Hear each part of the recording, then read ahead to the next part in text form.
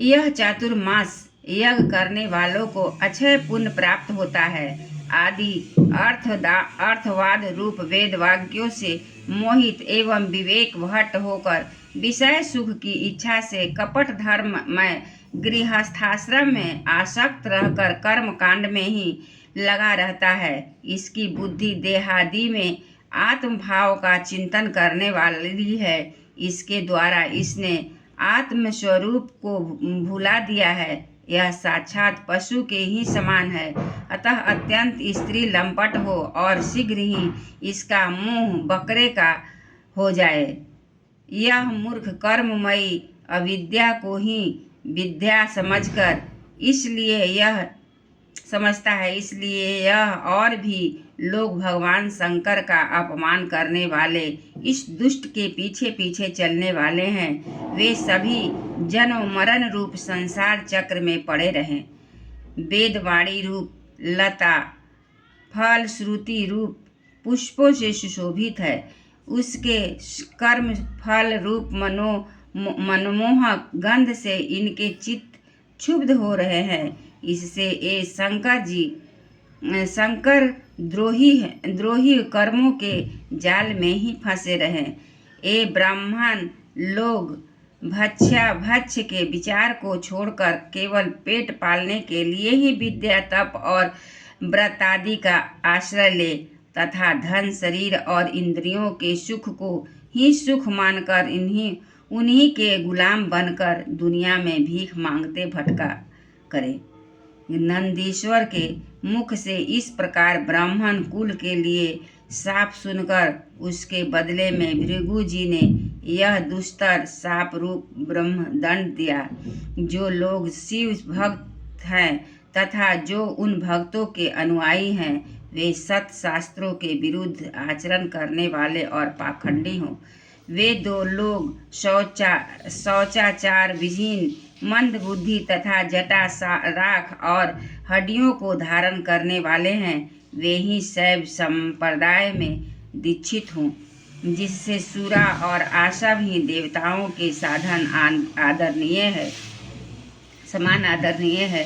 अरे तुम लोग जो धर्म मर्यादा के संस्थापक एवं वर्णाश्रमियों के रक्षक वेद और ब्राह्मणों की निंदा करते हो, इससे मालूम होता है तुमने पाखंड का आश्रय ले रखा है।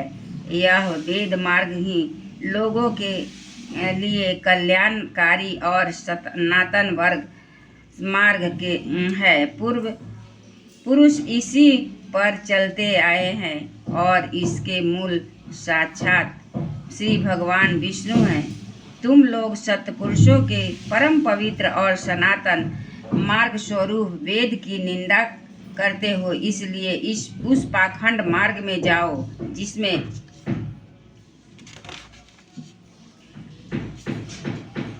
भूतों के सरदार तुम्हारे इष्ट देव निवास करते हैं। श्री मैत्रेय जी कहते हैं, विदुर जी, भृगु ऋषि के इस प्रकार शाप देने पर भगवान शंकर कुछ खिन्न से हो वहां से अपने अनुयायियों सहित चल दिए। वहां प्रजापति लोग जो यज्ञ कर रहे थे उसमें पुरुषोत्तम श्री हरि ही उपास्य देव थे और वह यज्ञ 1000 वर्ष में समाप्त होने वाला था। उसे समाप्त कर उन प्रजापतियों ने श्री गंगा जमुना के संगम में यज्ञांत स्नान किया और फिर प्रसन्न मन से वे अपने अपने स्थान को चले गए। एक बार बोलिए श्री कृष्ण भगवान की जय, वृंदावन बिहारी लाल की जय, शंकर भगवान की जय, विष्णु भगवान की जय, सब देवतन की जय।